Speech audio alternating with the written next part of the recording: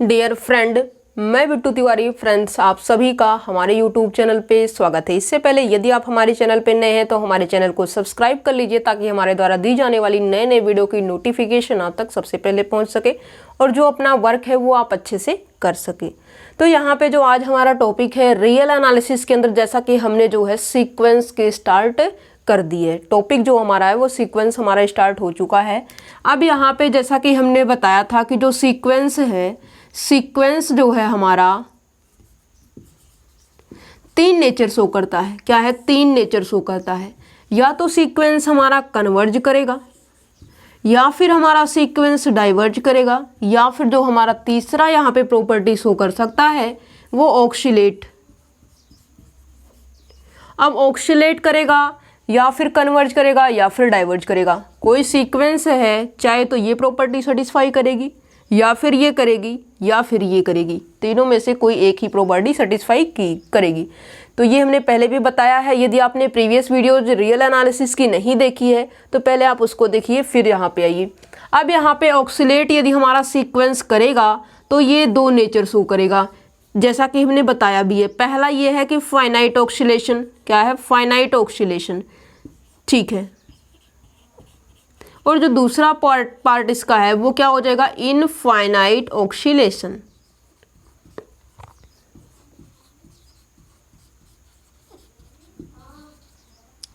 Okay, sequence है, sequence हमारी या तो कन्वर्ज करेगी या डाइवर्ज करेगी या फिर ऑक्सीलेट करेगी। मान लीजिए सीक्वेंस हमारी करेगी ऑक्सीलेट, तो यहाँ पे भी दो बातें आएंगी कि फाइनाइट ऑक्सीलेट कर रहा है या फिर इनफाइनाइट ऑक्सीलेट कर रहा है। अब ये ऑक्सीलेट करना मतलब ये है कि कोई जो है ऐसी वैल्यू हो जिसके इधर और उधर उसी पे जो है ये बना रहे और ना तो उसके आगे बढ़े ना तो उसके पीछे जाए। जैसे कि -1 और 1, एक बार जो है आप कि सीक्वेंस की वैल्यू -1 आएगी, फिर +1, फिर -1, फिर +1, इस तरीके से आती रहेगी और ये कभी भी जो है दूसरी वैल्यू नहीं देगी। और -1 और 1 पे क्या दे रही? इनफाइनाइट टाइम जा रही है। सीक्वेंस के एलिमेंट -1 और 1 इनफाइनाइट टाइम है। तो यहाँ पे जो है क्या हो जाएगा? फाइनाइट ऑक्सीलेशन और इनफाइनाइट ऑक्सीलेशन। ये जो डेफिनेशन हम यहाँ पे नहीं बताएंगे। क्या है? यहाँ पे हम नहीं बताएंगे क्योंकि हमने जो है प्रीवियस वीडियोज में बताया हुआ है। यदि सारी चीज़ें फिर से इसी वीडियो में रिपीट कर देंगे तो प्रीवियस वीडियो बनाने का क्या बेनिफिट रहेगा? पहले आप प्रीवियस वीडियोज में जाइए। अब यहाँ पे देखिए, इसी के बिहाफ पे हम ये एक चीज़ बोलना चाहते हैं कि जो आपकी बाउंडेड सीक्वेंस होती है, क्या है? जो आपकी बाउंडेड सीक्वेंस होती है तो यहाँ पे जो है क्या है? दो नेचर ये शो कर सकती है। क्या है? मैक्सिमम ये जो है दो नेचर शो कर सकती है। जब सीक्वेंस हमारी बाउंडेड हो गई तो वो डाइवर्ज तो करेगी नहीं। क्या है? डाइवर्ज तो करेगी नहीं, मीन्स लिमिट अप्लाई करने पे इन्फिनिटी वैल्यू तो आएगी नहीं। जब नहीं आएगी मतलब ये जो है डाइवर्ज तो कभी नहीं करेगी, या तो करेगी कन्वर्ज या फिर करेगी ऑक्सीलेट। क्या है? या तो ये जो सीक्वेंस है, यदि हमने चेक किया और देखा कि वो सीक्वेंस हमारी बाउंडेड है, वो या तो कन्वर्ज कर सकती है या फिर जो है वो ऑक्सीलेट कर सकती है। क्या है? या तो वो ऑक्सीलेट कर सकती है या फिर कन्वर्ज कर सकती है। और ये ऑक्सीलेट में भी कौन सा? यदि बाउंडेड है तो ये फाइनाइट ऑक्सीलेशन वाला। क्या है? Finite oscillation. ठीक है, बाउंडेड है और ये जो इसकी लिमिट पॉइंट यदि एक ही आता है, यूनिक लिमिट पॉइंट आता है, प्लस बाउंडेड है तो वो कन्वर्जेंट होता है। और यदि इसके पास एक से ज़्यादा लिमिट पॉइंट आ जाएंगे तब तो ये फाइनाइट ऑक्सीलेट हो जाएगा। अब एग्जाम्पल की यदि हम बात कर दें, एग्जाम्पल में -1n ले लीजिए। बाउंडेड है, -1 और 1 के बीच में सीक्वेंस आपका, और कन्वर्जेंट लेना है तो 1/n ले लीजिए। बाउंडेड सीक्वेंस है और इसके पास एक ही लिमिट पॉइंट है जो कि कितना है? 0 है। Unique limit point plus bounded, तो ये सीक्वेंस हमारी क्या हो जाएगी? कन्वर्जेंट सीक्वेंस हो जाएगी। दैट मीन्स हम जो है ऐसा नहीं बोल सकते कि जो सीक्वेंस हमारी बाउंडेड है वो कन्वर्जेंट है। हो सकता है कि उसके पास एक से ज़्यादा लिमिट पॉइंट आ जाएंगे तब तो फाइनाइट ऑक्सीलेट हो जाएगा। दैट मीन्स हमने आपको फिर से रोंग कर दिया। आपने बोला bounded plus unique limit point तब कन्वर्जेंट होगा। ठीक है। अब यदि आप कहते हो कि कोई सीक्वेंस बाउंडेड है तो वो कन्वर्जेंट होगी, हमारे पास काउंटर एग्जाम्पल है, हम ये ले लेंगे -1n, और इस एग्जाम्पल को लेने से जो कन्वर्जेंट आप बोल रहे हो वो तो रोंग हो जाएगा, फाइनाइट ऑक्सीलेट कर गया। जब फाइनाइट ऑक्सीलेट कर गया तो ये कन्वर्ज कहाँ कर रहा है बताइए? यदि आपने कहा कि सीक्वेंस हमारा बाउंडेड है तो वो फाइनाइट ऑक्सीलेट करेगा। अब कैसे फाइनाइट ऑक्सीलेट करेगा? हमने सीक्वेंस लिया बाउंडेड, बाउंडेड में हमने ये सीक्वेंस का एग्जांपल उठाया और ये सीक्वेंस तो क्या करेगी? कन्वर्जेंट। दैट मीन्स यदि आप बोलते हो कि यदि सीक्वेंस बाउंडेड है तो वो कन्वर्जेंट होगी, ये कोई ज़रूरी नहीं है। हाँ, लेकिन यदि सीक्वेंस आपकी कन्वर्जेंट है तो ये बाउंडेड होगी। यदि आपका सीक्वेंस फाइनाइट ऑक्सीलेट करता है तो श्योर है कि वो जो सीक्वेंस आपकी रहेगी वो सीक्वेंस आपकी बाउंडेड रहेगी। लेकिन बाउंडेड के बिहाफ पे आप दो चीजें बोलेंगे, या तो कन्वर्ज करेगी या फिर फाइनाइट ऑक्सीलेट करेगी। ठीक है, अब दूसरी बात, ये तो बाउंडेड सीक्वेंस के ऊपर थी। अब मान लीजिए सीक्वेंस को आपने चेक किया और वो सीक्वेंस आपकी क्या हो जाए? अनबाउंडेड हो जाए। क्या है? अनबाउंडेड हो जाए। और अनबाउंडेड सीक्वेंस आपकी कभी भी कन्वर्ज नहीं कर सकती। क्या है? हमने ये कहा कि जो हमारी अनबाउंडेड सीक्वेंस है ये कभी भी कन्वर्ज नहीं कर सकती, क्योंकि कन्वर्जेंट होने के लिए क्या होना चाहिए? कन्वर्जेंट होने के लिए bounded plus unique limit point. क्या है? Bounded plus unique limit point, एक ही लिमिट पॉइंट होना चाहिए। यदि कोई सीक्वेंस ये प्रॉपर्टी को सेटिस्फाई करेगा तो ये कन्वर्जेंट सीक्वेंस कहलाएगा। अब यहाँ पे अनबाउंडेड सीक्वेंस हमारा बाउंडेड नहीं है, मतलब कन्वर्जेंट की पहली कंडीशन है फेल, तो दूसरी चाहे ट्रू हो या फिर ना ट्रू हो तो उसे हमें कोई लेना देना नहीं है। पहला तो अनबाउंडेड हो गया, जब अनबाउंडेड हो गया तो इसका मतलब ये कभी भी कन्वर्ज नहीं कर सकता। और आप इस बात को रिजल्ट के रूप में भी याद रख सकते हैं, every unbounded sequence never be convergent. प्रत्येक आपके अनबाउंडेड सीक्वेंस कभी भी कन्वर्ज नहीं कर सकते, कन्वर्ज नहीं कर सकते। अब डाइवर्जेंट का नेचर चेक करें। यदि यहाँ पे जो सीक्वेंस है वो अनबाउंडेड है तो हो सकता है कि वो डाइवर्ज करेगा या फिर हो सकता है कि वो ऑक्सीलेट करेगा। और ऑक्सीलेट में कौन सा? फाइनाइट तो करेगा नहीं, क्योंकि ये सीक्वेंस क्या है? अनबाउंडेड, इसलिए क्या करेगा? इनफाइनाइट ऑक्सीलेशन करेगा या फिर डाइवर्जेंट होगा। क्या है? यहाँ पे यदि हमारा जो सीक्वेंस है वो अनबाउंडेड है तो या तो वो सीक्वेंस हमारी डाइवर्ज करेगी या फिर वो सीक्वेंस हमारी इनफाइनाइट ऑक्सीलेट करेगी। क्या करेगी? या तो वो सीक्वेंस हमारी डाइवर्ज करेगी या फिर जो है वो इनफाइनाइट ऑक्सीलेट करेगी। ठीक है, अब आगे से यदि मान लीजिए कोई आपको सीक्वेंस दिया गया है और उस सीक्वेंस, मान लीजिए कि कोई सीक्वेंस है, सीक्वेंस AN आपको दे रखा है और सीक्वेंस को देने के बाद यदि आप जो है डायरेक्ट उसके आंसर पे नहीं जाना चाहते, जस्ट आप गेस करना चाहते हो, तो गेस करने 4 ही ऑप्शन आपके पास होंगे। 4 ऑप्शन में या पहले आप चेक कर दीजिए कि बाउंडेड है या नहीं। यदि बाउंडेड होगा तो इन दोनों में से कोई एक नेचर शो करेगा। यदि सीक्वेंस आपका अनबाउंडेड हुआ तो इन दोनों में से कोई एक नेचर शो करेगा। आई बात समझ में? फिर दूसरी बात यहाँ पे जो है, पहले आपने चेक किया बाउंडेड है कि अनबाउंडेड। मान लीजिए आपका है बाउंडेड और बाउंडेड के बाद उसकी लिमिट पॉइंट निकाल दीजिए। यदि उसके पास लिमिट पॉइंट एक ही आएगा तब तो कन्वर्जेंट की कैटेगरी में जाएगा, और यदि यहाँ पे ऐसा नहीं है तो ये फाइनाइट ऑक्सीलेट करेगा। दूसरी बात ये है कि मान लीजिए ये जो सीक्वेंस है आपने चेक किया और ये सीक्वेंस आपकी अनबाउंडेड सीक्वेंस की कैटेगरी में जाती है, तो ये सीक्वेंस आपकी या तो डाइवर्ज करेगी या फिर इनफाइनाइट ऑक्सीलेट करेगी। ओके, तो यदि मान लीजिए कि जो अनबाउंडेड सीक्वेंस है, अनबाउंडेड सीक्वेंस के पास यहाँ पे जो है एक से ज़्यादा लिमिट पॉइंट आ जाए, क्या है? अनबाउंडेड हो और एक से ज़्यादा लिमिट पॉइंट आ जाए तो वहाँ पे वो तो डाइवर्ज, लिमिट पॉइंट आ रही है मतलब डाइवर्ज तो कर नहीं रही, डाइवर्ज नहीं कर रही मतलब ये क्या करेगी? इनफाइनाइट ऑक्सीलेट करेगी। लिमिट पॉइंट में एक से ज़्यादा लिमिट पॉइंट आ गए, क्या है? लिमिट पॉइंट में एक से ज़्यादा लिमिट पॉइंट आ गए और वो क्या कर जाएगी? इनफाइनाइट ऑक्सीलेट कर जाएगी। ठीक है,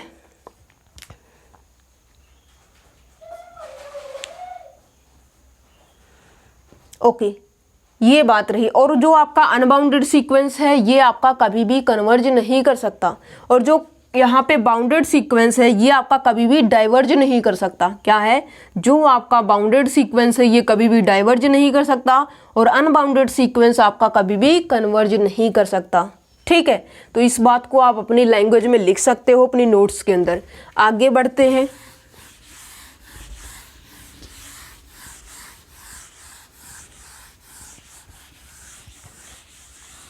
और देखिए जो आपकी कांस्टेंट सीक्वेंस है, देखिए जो आपका कांस्टेंट सीक्वेंस है वो तो हमेशा क्या करता है? कन्वर्ज करता है। Every constant sequence is a convergent sequence.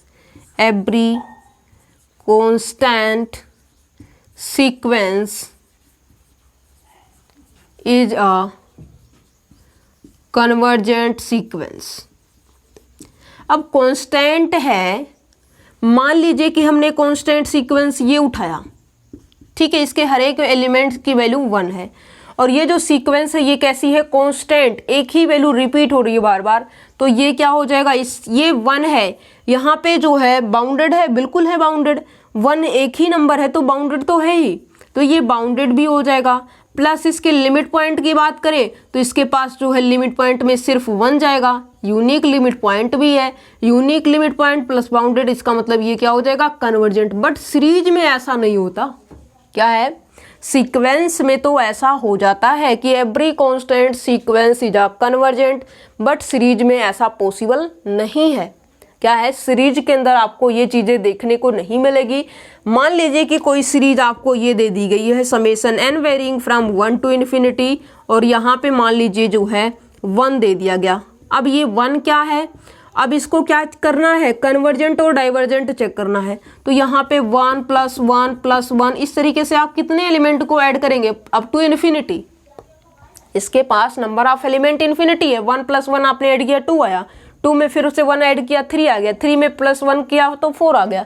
अब यहाँ पे जो है ये इस तरीके से होगा, और क्लियरली यहाँ पे जब आप लिमिट अप्लाई करेंगे, क्या है, लिमिट आप अप्लाई करेंगे, limit n tends to infinity an के ऊपर, तो ये आएगी 1, मतलब limit n tends to infinity 1 है, इसका मतलब ये नॉट इक्वल्स टू 0, क्या है, लिमिटिंग वैल्यू ये आपकी 0 नहीं आ रही है, 0 नहीं आ रही, इसका मतलब जो है ये हमारा कन्वर्जेंट नहीं है। क्या है, इसका कंट्रा पॉजिटिव यूज कर लेंगे, इक्वल्स टू 0, कन्वर्जेंट है तो इक्वल्स टू 0 होती है, यदि यहाँ पे जो है इक्वल्स टू 0 नहीं है, इसका मतलब कन्वर्जेंट नहीं है, क्या है, कन्वर्जेंट नहीं है। तो ये जो है इसका जो भी नेचर होगा वो बाद में देखा जाएगा, बट यहाँ पे सीरीज के अंदर जो है इस तरीके से आपको मिस्टेक देखने को मिलेगी, और आप मिस्टेक यहाँ पे ऐसा नहीं करेंगे कि जैसे यहाँ पे बोल रहे हैं every constant sequence is a convergent sequence, but every constant series is not a convergent series. जो कांस्टेंट सीरीज है वो कोई ज़रूरी नहीं है कि ये जो है कांस्टेंट है। अब यदि 0 हुआ, नॉन जीरो है, तब तो ये कन्वर्जेंट नहीं होगा। यदि मान लीजिए कि 0 हो जाए, क्या है, मान लीजिए कि ये 0 हो जाए, तब तो यहाँ पे बाद में देखे जाएंगे, ये सारी चीज़ें भी बाद में डिस्कस करनी है। बट यहाँ पे हमारा बताने का मोटिव ये था कि यहाँ पे जो है सीक्वेंस और सीरीज के अंदर दोनों अलग अलग बातें होती हैं। जो यहाँ पे है सीक्वेंस के केस में वो सीरीज के केस में वैलिड नहीं है, होल्ड नहीं है। क्यों? क्योंकि यहाँ पे यदि 0 है तब तो ठीक है, यदि नॉन जीरो आ गया तो ये प्रॉब्लम क्रिएट करना स्टार्ट कर देता है। क्या है, नॉन जीरो यदि कांस्टेंट आ गया और उसका समेशन करना है, मीन्स सीरीज बनाई गई है, तो वो कन्वर्जेंट डाइवर्जेंट के ऊपर जो है इफेक्ट डालती है। तो इसलिए जो है यहाँ पे विशेष ध्यान देने की बात है। सीक्वेंस के अंदर तो कोई दिक्कत नहीं है, every constant sequence is a convergent sequence. Okay, आगे बढ़ते हैं।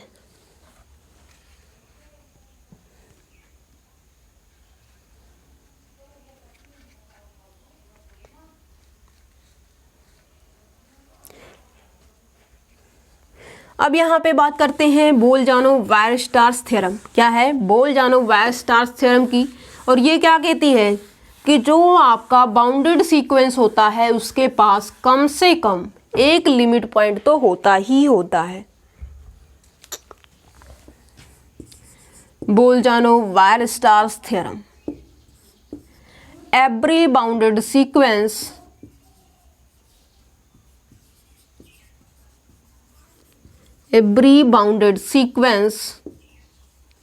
has at least one limit point। जो हमारा बाउंडेड सीक्वेंस होता है उसके पास कम से कम एटलीस्ट वन लिमिट पॉइंट। मतलब ये है कि जैसे आपने लिया बाउंडेड सीक्वेंस लिया आपने तो 1/n लिया, तो इसके यदि हम लिमिट पॉइंट की बात करें तो लिमिट पॉइंट इसका जो है 1 है, सॉरी 0 है। क्या है? लिमिट पॉइंट इसका 0 है। सीक्वेंस हमने उठाया -1⁻⁴n, और इसके यदि हम लिमिट पॉइंट की बात करें तो इसका जो लिमिट पॉइंट है वो 1 और -1 आ रहा है। और यही चीज बोली गई है कि एवरी बाउंडेड सीक्वेंस, और ये सीक्वेंस क्या है, बाउंडेड, ये सीक्वेंस भी क्या है, बाउंडेड। दोनों के दोनों जो है आपने जो एग्जांपल लिया है, दोनों के दोनों सीक्वेंस बाउंडेड है। इसके पास एक लिमिट पॉइंट आ रही है, इसके पास 2 लिमिट पॉइंट आ रही है। इसका मतलब जो है इसका वेरिफिकेशन भी हो गया। Every bounded sequence has at least, एक से ज़्यादा भी, एक या फिर एक से ज़्यादा भी हो सकता है, इसलिए यहाँ पे एट लीस्ट वर्ड यूज किया गया कि कम से कम एक लिमिट पॉइंट तो होगा ही होगा। Every bounded sequence has at least 1 limit point. अब हम बात करते हैं, ये चीज़ें आपकी हो चुकी है। अब यहाँ पे जो है अनबाउंडेड सीक्वेंस और लिमिट पॉइंट के बीच में देखते हैं क्या है। जब मान लीजिए कि अनबाउंडेड सीक्वेंस है तो उसके पास कितनी लिमिट पॉइंट आ जाएंगी,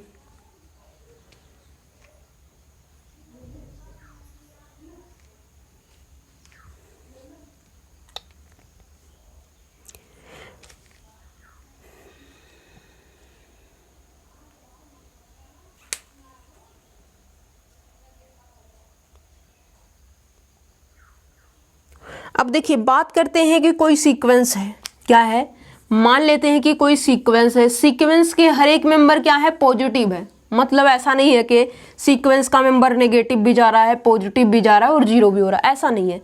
और यदि हमने देखा कि एक सीक्वेंस है और सीक्वेंस के यदि हम देखें हर एक मेंबर पे नज़र डाल लें तो हर एक मेंबर जो है उसका पॉजिटिव है। और सीक्वेंस हमारा क्या है, if each member of the sequence is positive and the sequence an is unbounded.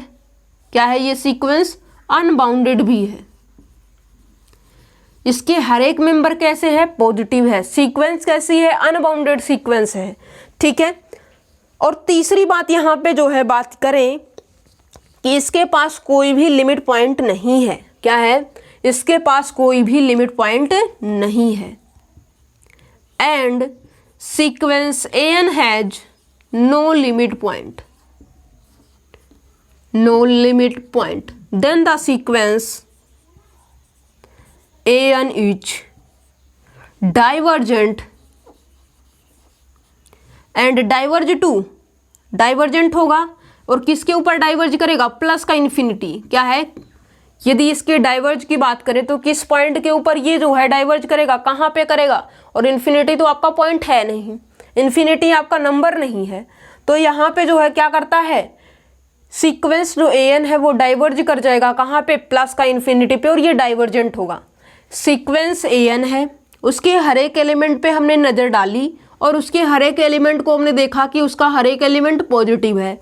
फिर उसके बाउंडेडनेस के ऊपर हमने नज़र डाली तो वो जो सीक्वेंस है वो अनबाउंडेड सीक्वेंस है, मतलब वो बाउंडेड नहीं है। उसके पास लोअर बाउंड्री और अपर बाउंड्री दोनों एक साथ नहीं है, मतलब वो अनबाउंडेड हो गया। सीक्वेंस जो है बाउंडेड की कैटेगरी में नहीं तो कहाँ जाएगा, अनबाउंडेड। एंड तीसरी बात ये है कि सीक्वेंस के पास कोई भी लिमिट पॉइंट नहीं है, इसके पास लिमिट पॉइंट एग्जिस्ट नहीं हो रही है। तब यहाँ पे जो सीक्वेंस an है वो क्या करेगा, डाइवर्ज करेगा। और किस पे डाइवर्ज करेगा, प्लस इन्फिनिटी पे डाइवर्ज करेगा। ये इसको भी आप रिजल्ट के रूप में याद रख सकते हैं। दूसरा इसी के बिहाफ पे माइनस इन्फिनिटी पे कब डाइवर्ज करेगा, सीक्वेंस an है और सीक्वेंस an का हर एक मेंबर जो है नेगेटिव है। सीक्वेंस जो an है वो हमारा अनबाउंडेड है। क्या है, जो सीक्वेंस an है वो हमारा अनबाउंडेड है। And sequence an has no limit point, then the sequence an is divergent and diverge to minus infinity. किस पे डाइवर्ज करेगा, माइनस इन्फिनिटी पे, ठीक है। अब मान लीजिए कि सीक्वेंस का हर एक मेंबर क्या है, नेगेटिव, तो इसी तरीके से क्या होगा, जाएगा। और इस तरीके से जब जाएगा तो ये अनबाउंडेड, मतलब इसके पास लोअर बाउंड्री तो रहेगी, अपर बाउंड्री रहेगी ही नहीं। और इसके पास कोई भी लिमिट पॉइंट नहीं आ रही कि यहाँ पे कोई ये पॉइंट है कि इस तरीके से आए और इस तरीके से यहाँ यहीं पे फ्लैक्चुएट करता रहे, तो ऑक्सीलेट तो है नहीं, कोई लिमिट पॉइंट नहीं रहा। तो यहाँ पे जो बात आती है वो सीक्वेंस यहाँ पे इन तीन चीज़ों के बिहाफ पे ये बोल सकते हो, जो आपकी सीक्वेंस an है वो क्या करती है, डाइवर्ज करती है। और किस पे डाइवर्ज करेगी, diverge to minus infinity. Okay, अब यहाँ पे मोनोटोनिक सीक्वेंस के ऊपर भी बात कर लेते हैं। क्या है मोनोटोनिक सीक्वेंस? मोनोटोनिक सीक्वेंस के लिए काफ़ी अच्छा रिजल्ट है।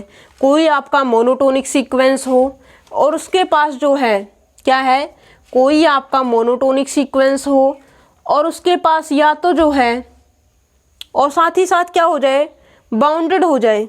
क्या है, मान लीजिए कि कोई आपकी मोनोटोनिक सीक्वेंस है, मोनोटोनिक सीक्वेंस के साथ साथ वो आपका जो है बाउंडेड भी हो जाता है, तो इसका मतलब वो जो सीक्वेंस है वो कुछ भी नहीं कर पाएगा, सिर्फ और सिर्फ उसके पास एक ही ऑप्शन रहेगा कि उसे कन्वर्जेंट होना होगा।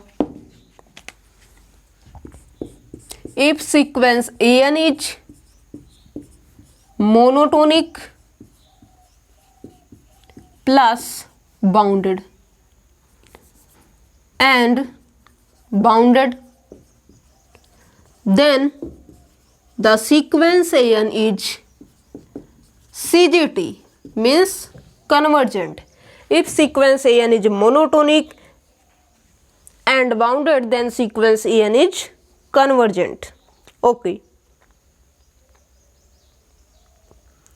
अब इसके बिहाफ पे मान लीजिए कि जो आपका सीक्वेंस है वो मान लीजिए मोनोटोनिक में या तो इंक्रीजिंग या फिर डिक्रीजिंग। ठीक है, अब मान लीजिए कि सीक्वेंस AN आपका मोनोटोनिक इंक्रीजिंग है। क्या है, मोनोटोनिक इंक्रीजिंग है और बाउंडेड है, तो इसका मतलब जो सीक्वेंस AN है वो किस पे कन्वर्ज करेगा, वो आपका कन्वर्जेंट तो होगा। और किस पे कन्वर्ज करेगा, वो इंक्रीजिंग है, मतलब सुप्रीमम पे। सुप्रीमम क्या है, लीस्ट अपर बाउंड पे कन्वर्ज करेगा। क्या है, लीस्ट अपर बाउंड पे कन्वर्ज करेगा। और इसी में जो है इसके के बिहाफ पे जो है दो रिजल्ट हम और बनाने की कोशिश करते हैं। If sequence AN is monotonic increasing and bounded, then the sequence AN converge to least upper bound. Supremum पे ये क्या करेगा, कन्वर्ज करेगा, क्योंकि इंक्रीजिंग है तो इस तरीके से सीक्वेंस आपका इंक्रीज करता हुआ जाएगा और किसी दो पॉइंट के बीच में बाउंडेड भी हो जाएगा। और यदि जो है इंक्रीज भी कर रहा है, बाउंडेड भी हो रहा है, तो ये जो सीक्वेंस है ये कन्वर्ज करेगा। और किस पे कन्वर्ज करेगा, लीस्ट अपर बाउंड पे कन्वर्ज करेगा। दूसरी बात यहाँ पे ये देखते हैं, if sequence AN is monotonic decreasing. Sequence हमारा कैसा है, मोनोटोनिक डिक्रीजिंग है, मतलब यहाँ पे जो AN+1 है वो less than equals to AN है। ठीक है, तो ये मोनोटोनिक डिक्रीजिंग हो गया। मोनोटोनिक इंक्रीजिंग के लिए AN+1 is greater than equals to AN। ठीक है, ये कंडीशन रहेगी। अब यहाँ पे मोनोटोनिक डिक्रीजिंग के साथ ही साथ ये जो सीक्वेंस है वो आपका बाउंडेड हो जाए, then the sequence AN is क्या है, कन्वर्जेंट है। और किस पे कन्वर्ज करेगा, मोनोटोनिक डिक्रीजिंग है, मतलब इनफीमम पे। इनफीमम क्या होता है, लीस्ट अपर बाउंड। यदि सुप्रीमम है तो ग्रेटेस्ट लोअर बाउंड इनफीमम होगा। किस पे जो है कन्वर्ज करेगा, GLP means greatest lower bound. Sequence देखिए ध्यान से समझिए, जब आपका एग्जाम के अंदर कोई सीक्वेंस दिया गया और ये जो सीक्वेंस है उसके कन्वर्जेंट का यदि मान लीजिए नेचर चेक करना है, तो यहाँ पे मान लीजिए कोई सीक्वेंस है -1 की पावर n और ये है 1 + 1/n की पावर n। और क्लियरली आपने देखा इसको यदि दो पार्ट में आप ब्रेक करते हो तो ये आपका हो जाएगा -1 पार्ट 1 + 1/n की पावर n। कब, जब n इज ओड। और यहाँ पे कब होगा प्लस का 1 + 1/n की पावर n, जब यहाँ पे n जो है आपका इवन होगा। ठीक है, मान लीजिए यही क्वेश्चन दे दिया गया, sequence AN is equals to this. और इस सीक्वेंस को आपको बताना है कि ये जो सीक्वेंस है यदि मान लीजिए कन्वर्जेंट है या फिर डाइवर्जेंट है तो ये क्या करेगी। ठीक है, तो क्लियरली आपने देखा कि ये जो सीक्वेंस है ये बाउंडेड है। अब मोनोटोनिक इंक्रीजिंग, मोनोटोनिक डिक्रीजिंग यहाँ पे तो नहीं डिसाइड कर पाएंगे, लेकिन इसके अलग अलग पार्ट की यदि हम डिस्कस करें तो यहाँ पे जो है मान लीजिए यही हमने लिया, क्या है, यही मान लीजिए लिया, सीक्वेंस AN लिया। और ये जो सीक्वेंस है ये हमारी बाउंडेड है। और इसकी यदि हम बात करें तो ये यानी इक्वल्स टू, यदि हम 1 पुट करें तो ये हो जाएगा 2। और फिर इस तरीके से जो है E, इसकी वैल्यू टोटल क्या हो जाती है, E। और E का मतलब 2 पॉइंट समथिंग, और मतलब ये है 2 से लेकर 2 पॉइंट समथिंग दैट के बीच में ये क्या करती रहेगी, बाउंडेड रहेगी। और बाउंडेड ये मतलब 2 है, फिर 2 के बाद कुछ पॉइंट्स आएंगे, फिर 2 पॉइंट समथिंग दैट आएगा, ठीक है। तो इस तरीके से ये क्या हो जाएगा, मोनोटोनिक इंक्रीजिंग हो जाएगा। सीक्वेंस मोनोटोनिक इंक्रीजिंग हुआ और बाउंडेड हुआ।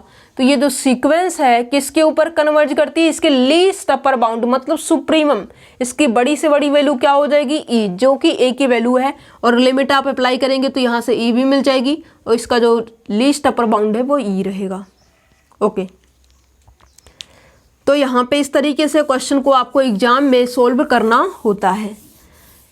क्वेश्चन के अंदर ऐसी पैटर्न ही डाली जाती है कि ताकि जो है वहाँ पे आपका जो रिजल्ट है वो यूज हो सके। आपको ये चेक करने की कोशिश वो सामने वाला करता है कि क्या आपने रिजल्ट की अच्छे से स्टडी की है या फिर नहीं की है, ठीक है। तो सामने वाला आपको सिर्फ और सिर्फ जो है वो कैलकुलेशन नहीं देखता, सिर्फ और सिर्फ आपको जज करने की कोशिश करता, क्या आपको ये चीज़ें भी आती है, क्या आप यहाँ पे यदि इस सिचुएशन में आप आते हो तो क्या इस क्वेश्चन को भी सोल्व कर सकते हो, ठीक है। तो वो आपसे ऐसे ही क्वेश्चन डाला जाता है। ओके, अब यहाँ पे दो चीजें हमने सिखाई जो कि मोस्ट इंपॉर्टेंट है। सीक्वेंस आपका मोनोटोनिक है, बाउंडेड है, तो सीक्वेंस आपकी कन्वर्ज करेगी, और यदि सीक्वेंस आपका मोनोटोनिक इंक्रीजिंग प्लस बाउंडेड है तो सीक्वेंस आपका लीस्ट अपर बाउंड पे कन्वर्ज करेगा। दूसरा हमने बताया कि सीक्वेंस एन यदि आपका मोनोटोनिक डिक्रीजिंग है प्लस में बाउंडेड है तो सीक्वेंस आप एन जो है अब वो आपका ग्रेटेस्ट लोअर बाउंड पे कन्वर्ज करेगा। ओके,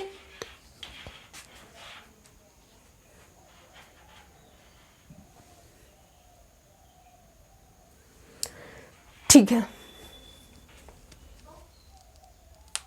अब यदि मान लीजिए कि मोनोटोनिक सीक्वेंस है, अब बाउंडेड ना हो, इसके बजाय अनबाउंडेड भी तो हो सकता है। क्या है, मान लीजिए कि मोनोटोनिक सीक्वेंस हो प्लस में बाउंडेड की बजाय अब क्या हो जाए, अनबाउंडेड हो जाए, तो हम क्या बोलें। तो इसी बात को रिजल्ट बना लेते हैं। If sequence N is monotonic, अब मोनोटोनिक का मतलब जो है चाहे तो मोनोटोनिक इंक्रीजिंग हो या फिर मोनोटोनिक डिक्रीजिंग हो, दोनों मोनोटोनिक की कैटेगरी में आएंगे। If sequence N is monotonic and unbounded, अब अनबाउंडेड हो गया और ये मोनोटोनिक है तो कन्वर्ज तो करेगा नहीं क्योंकि अनबाउंडेड रहा। अनबाउंडेड है इसका मतलब ये करेगा क्या, diverge. Then the sequence N is divergent. यदि सीक्वेंस मोनोटोनिक प्लस बाउंडेड है तो वो कन्वर्जेंट, मतलब जब भी आपको मोनोटोनिक की बात देखने को मिलेगी तो वहां से जो आपका सीक्वेंस है या तो कन्वर्ज करेगा या तो डाइवर्ज करेगा। कन्वर्ज कब करेगा, मोनोटोनिक के साथ साथ यदि आपका सीक्वेंस बाउंडेड होता है तब तो वो करेगा कन्वर्ज। यदि मोनोटोनिक के बाद आपका अनबाउंडेड हो जाता है तो सीक्वेंस आपका श्योर है कि वो डाइवर्ज करेगा। आप कितने भी काउंटर एग्जाम्पल लेके देखेंगे तो इसे कभी भी आप फेल नहीं कर पाएंगे। ऐसा नहीं कि डाइवर्जेंट सीक्वेंस ले लीजिए और वो मोनोटोनिक और अनबाउंडेड ये चेक करने लगिए, ऐसा मत कीजिए। सीक्वेंस उठाइए जिसके पास मोनोटोनिक की प्रॉपर्टी हो और सीक्वेंस आपका अनबाउंडेड भी हो। यदि ऐसा होगा तो आप चेक करेंगे कि वो जो सीक्वेंस है वो आपका डाइवर्जेंट सीक्वेंस ही मिलेगा, ठीक है। तो ये बातें रही। इसका मतलब जो है कोई सीक्वेंस यदि मोनोटोनिक है, क्या है, यदि हम पावरफुल टूल की बात करें, कोई सीक्वेंस आपका मोनोटोनिक है तो इसके पास दो ही नेचर हो सकते हैं, या तो कन्वर्जेंट या तो डाइवर्जेंट। कन्वर्ज कब करेगा, मोनोटोनिक के साथ बाउंडेड तो कन्वर्जेंट, मोनोटोनिक सीक्वेंस के साथ अनबाउंडेड तो सीक्वेंस हमारी डाइवर्जेंट, ठीक है। दो ही नेचर यहाँ पे शो होगी कि पहले आपने देखा कि सीक्वेंस मोनोटोनिक है तो यदि आपके ऑप्शन में फाइनाइट ऑक्सीलेशन, इनफाइनाइट ऑक्सीलेशन या फिर डाइवर्जेंट है तो ठीक है। यदि आपके जो है ऑप्शन में finite oscillation, infinite oscillation, oscillation इन सब चीज़ों की यदि बात की गई है तो वो ऑप्शन आपके बिल्कुल डमी ऑप्शन है, बिल्कुल रॉन्ग ऑप्शन है। यदि कन्वर्जेंट और डाइवर्जेंट है तब आपको बाउंडेड और अनबाउंडेड चेक करने की ज़रूरत है, अदरवाइज इसी रिजल्ट के बिहाफ पे आप डायरेक्ट भी आंसर बता सकते हैं, ठीक है। रिजल्ट आप क्यों याद रखते हैं, रिजल्ट आप तभी याद रखते हैं ताकि आप एग्जाम के अंदर जो है कैलकुलेशन से बच सके और कम से कम टाइम के अंदर क्वेश्चन को सोल्व कर सके। ओके, यही आपको जो है रिजल्ट बताने का जो मोटिव ये होता है कि ये आपको क्वेश्चन जो है सोल्व करने में एग्जाम के टाइम में या फिर किसी भी टाइम पे, मान लीजिए अभी आप एग्जाम्पल सोल्व कर रहे हो या फिर कोई क्वेश्चन सोल्व कर रहे हो, तो वहाँ पे पहले आप इन रिजल्टों का यूज करना सीखिए। क्या है? इन रिजल्टों का यूज करना सीखिए। यदि आप अभी जो है इन रिजल्ट का यूज नहीं कर पा रहे हैं तो श्योर है कि आप एग्जाम के अंदर भी इन सभी रिजल्टों का यूज नहीं कर पाएंगे।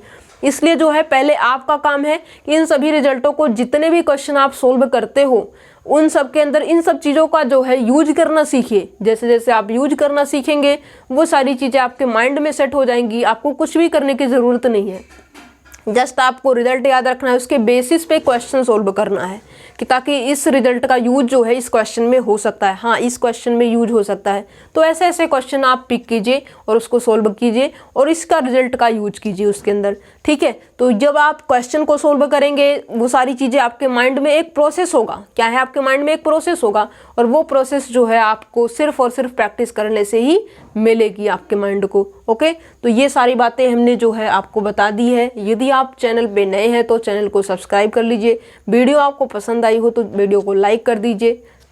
ओके।